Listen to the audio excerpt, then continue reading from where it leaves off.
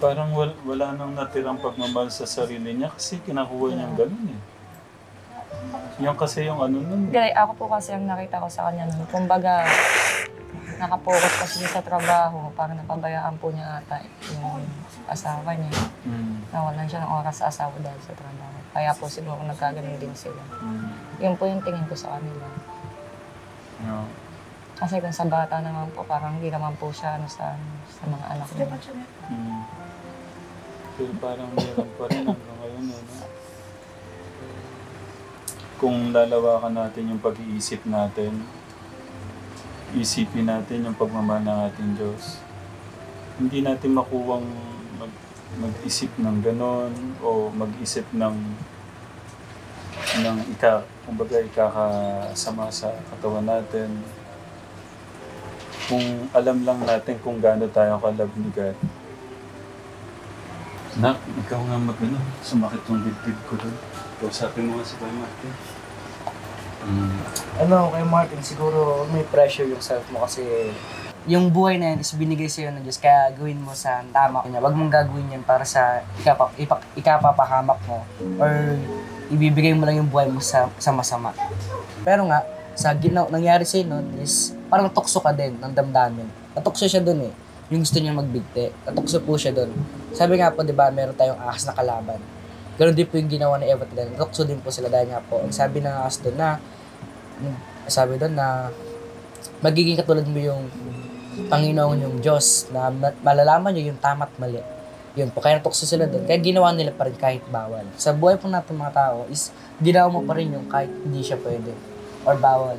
Alam mo ba na isa sa pinakaayaw ng Panginoon yun or isa sa magagalit sa'yo ang Panginoon pagka ginawa mo yung ganung bagay. Na kasi binigay niya tong buhay na to eh. Kaya nga tayo binigyan ng buhay para ang gagawin na natin sa kanya, sumampalataya naman tayo.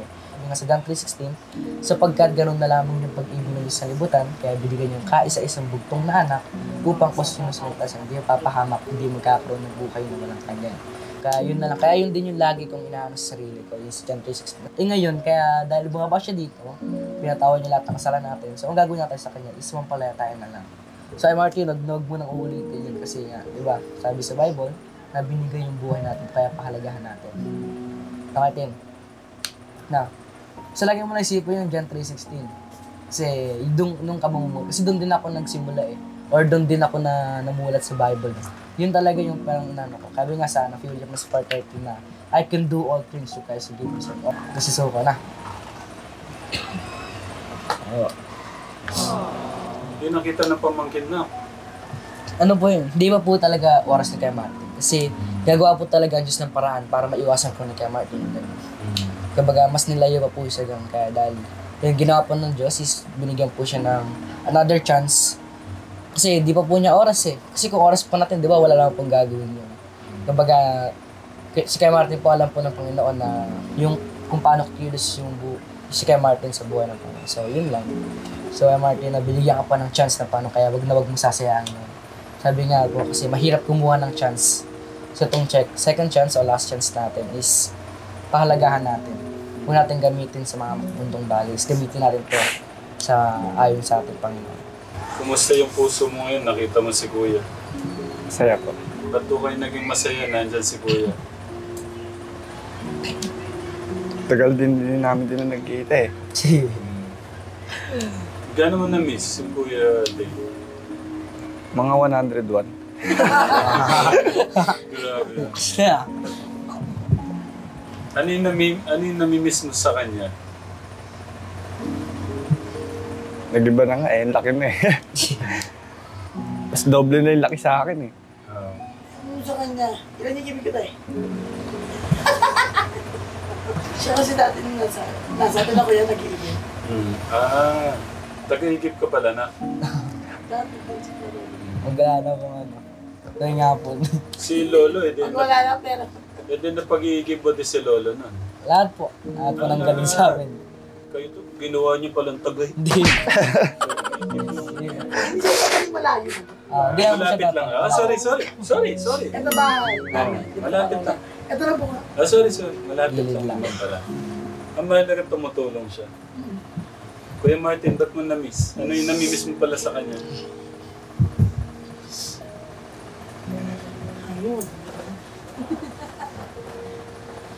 Natunaw yung puso ko yung pagbigay niya ng pera kay Lolo.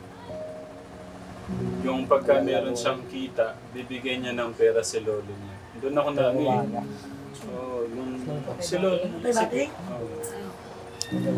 Minsan siya ba bumibili ng champurado? Binibilang pa pala ng champurado. Ano siya sa mga lola, mga lolo-lola. Pagka kasi siguro laking lolo-lola, maawain sa mga gano'n. Kuya Martin, ikaw naman magtanong. Paalis na kami, wala ka pa tinanong kay Kuya Dave. Nahiya ako eh. Magkwentuhan kayo. Para makita ko yung gano'n, yung madaldal na Martin daw. Hindi ako madaldan. Talaga? Ang banda sa... Saan? Patingin?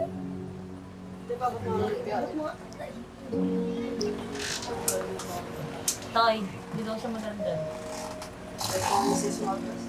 Smuggles. Sino ba si Smaglas? Ano Rapper po. Rapper ko. Paano sample nga na? Hindi ko ba? Uy Martin, alis na lang kami. Wala ka pang... Puro kami nagsalita. Ilabas mo naman yung pagkakaingay mo dyan. Sundanan dati sabi niya. No, kulit na. Mga pamangkin, di ba? Hilig pagkirtan. Oo. Ngayon, napakatahimik ko rin yan.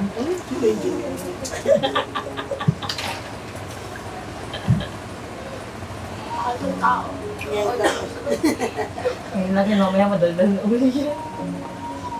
Basta, or wag natin, kasi tayo di po natin mabibigla po kasi yan. Yung di natin mabibigla na mamaya gawin ko pray na. Pero mas pilitin natin, o mas piliin natin na mag-ano talaga tayo. Kumilos tayo na mag-pray tayo na ito mamaya gawin mag-pray ako. Kasi po pagka ganun, doon po talaga mag-iiba yung, ano, yung isip nyo. Or yung maturity nyo na mag-iba lang po siya. Basta usap, kasi God po ang kikilos niyan eh. Hindi mo mapapansin na gano'n na pala yung pag-iisip mo. Hindi mo mamamalayan na gano'n. Kaya, ganun. Kahit ako ganun din po yung napansin ng sarili ko. Una-una mo. Kaya, yun. Pag lang po tayo magsawang ganun. Sa Martin lang. Lalagpasan mo yan. Sa Martin, lagi mo lang isipan yung John 3:16. Alam pala niya natin yun eh. Ito, alam. Memory verse ko yung John 3:16. Pares pala kami eh. Kumbaga, yun lang din. Kuya Martin, tinatanong ko kasi na ano yung may tutulong natin. May maitutulong ba kami, Kuya Martin?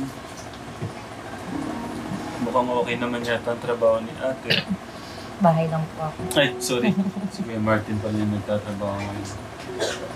Sa ngayon, Kuya Martin, gagawa kami ng dishwashing liquid para pang suporta sa mission, sa lahat. Hindi, dinig naman ako, Kuya. Thank you. Baka gusto mong gumawa din ng dishwashing liquid, Kuya Martin, ang ganda nun. Pagka dito ka pala gumawa ng dishwashing liquid, yayaman ka din. Na, dishwashing liquid. Hindi po ako pamilyar sa pagbebenta ng ganun dati rin kasi namulat ko sa Divisoria. Parang sa Diskarte, sa Divisoria po yung Diskarte ko eh. Hindi, ito, ganito. Gagawa tayong dishwashing liquid, ilalako mo dito, hindi okay yun sa'yo. Mayayain po ako. Eh, tanggalin mo yun para mabuhay mo tong asawa mo. Mayayain ako maglako-lako eh. Ba't ka mahiya? Gusto ko malaman ba't ka nahiya? Wala lang. Hindi ko nga alam. Ganyan po talaga pagka first night po or first time. Pag ganyan po talaga yan, na mahihipang feel na po yung hiyak. Tayo po kasi kaya di po tayo nakasiyan ng gula tayo po tayo sa vlogging. Siguro si Kuya Martin po medyo ano. Pero mga workout po yan. Mga first time yan. First time, second time, third time. Mahiya po yan. Pero pagka tumagal, hindi lang po mahiya. Oo, workout mo daw, sabi ni Kuya. Yung bagay yung mga ano po, like mga social activities po. Socialization. Social activities po na pag-usap sa mga tao or marutong humarap po sa mga tao. Sa tingin mo, matututunan naman. Kaya naman po. Oo, okay. Maganda rin kasi Kahit yung... kuya, nandiyan ka naman, may katulong kami. May Sa katulong ating kami tayo. sa paglalay. Oo nga pala, isa pa, ang galing ni ate, Ba't di po pala kayo paturo sa discarding? Dalawa po kami. Dalawa kami. Nagtutulungan na po kayo. Kasi pag namimili kami, kunyari nakapamili mo po ako dito sa park na to. I-check mo. Ako naman si Ikot ulit. Ako lahat. Alam niyo po mag-operate ng computer. Siya. Kumbaga, financer kayo po yung ano. Yes. Oo, Kami ayun. dalawa lagi magkasama. Tapos si Kuya Martin sa Divisor. market. Sila Sabi ni ko nga Dom. po sa kanila, si Kuya, brag ka na rin niya kasi pag may trip akong kainin, dadayuin namin yan. Mag-aayam. Marami kahit dito, kahit sa bayan, pagkabila dito. Si Entoy. Entoy, kumusta ka? Namayat si Entoy. Okay pa rin. Ah. Iwa ko pa rin. Yun. Pagdamutan nyo na to.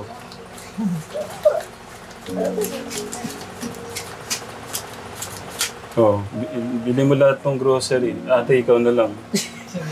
Oh. Oh. Sa ngayon kasi, Kuya Martin, nag-ano lang kami, dishwashing liquid. Naghahalo ako, nagbebenta kami, naglalako na nga kami ngayon. Ayan ba yung Para- sa Shopee, Kuya lang? Baka ano po, itong month na to, baka okay na po yung ano. May binibilang kami. Paano na? Ano na kasi masyado nang gagabihan at saka naabala Din po sila. kami na sa school.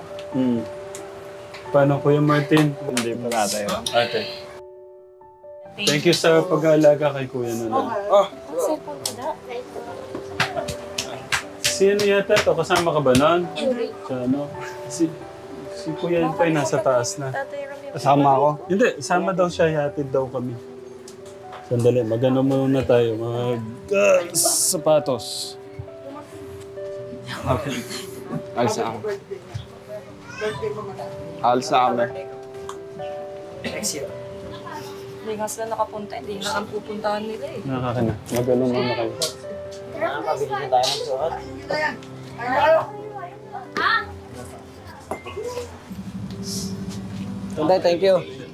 Bye. Tara, Kuya. Alis na kami. Oo, di na kami babalik. Ay, babalik.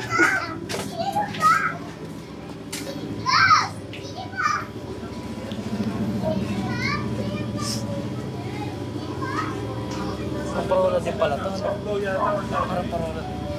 Parang parola. Hindi na ako, parang parola. Hindi na ako pupunta ang parola, matagal na. Isang taon na. Bakit? Ayoko na dun. Hindi na ako nagpupunta. Parola? Parang parola nga po eh. Parang parola. Mas magulo sa parola. Mas Saan naman doon? Swaingay. Tahimik lang dito. mas maraming tao ron. Oo. Kita mo mga bata doon, nakubad pa nga eh. Ubod to bad. Abang yung malalakad. Doon ba ako dito, Luya?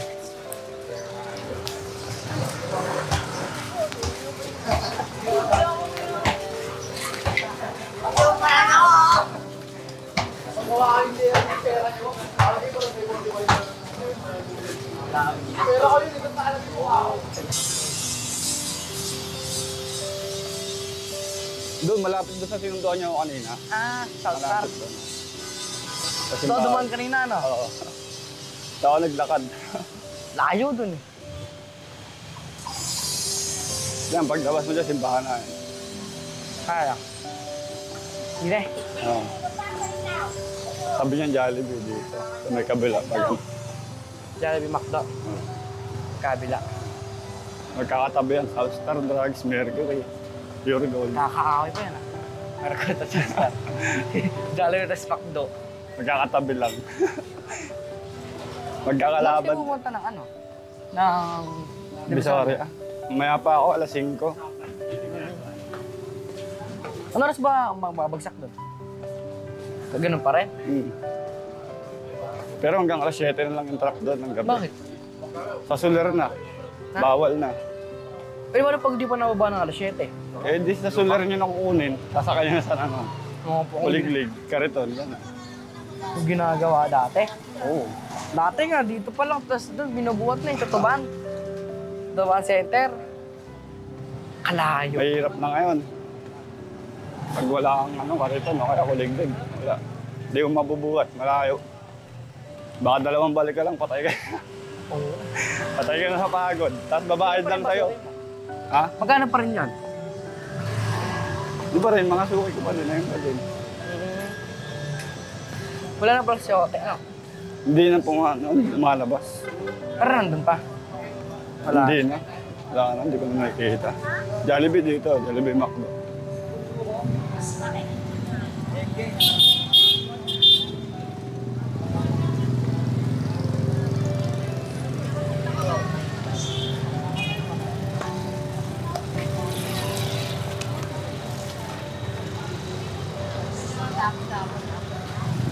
Katabi Mang Inasal. Pati Mang Inasal, katabi na ni Jollibee. Kakao eh. Ay, na Jollibee.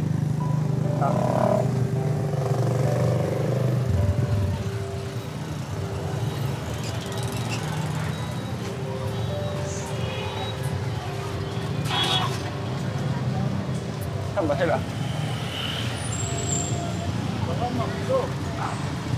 Kaya makagawa sir. Na? McDo dito, doon tayo McDo. Saan? Doon, sa Ortega. Ay, sa ano? Tawagan natin. Sali ko tayo. Di ba kanina parang natatay? Naudlot.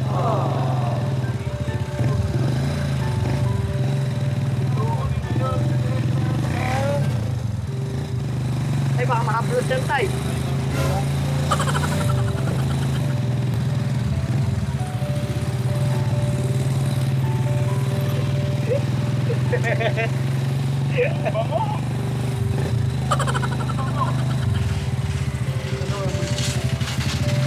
Amoy patis.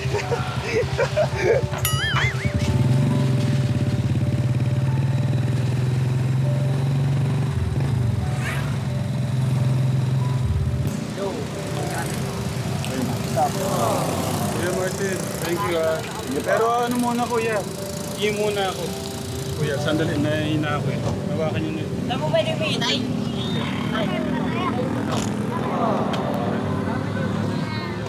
What's up, Tita?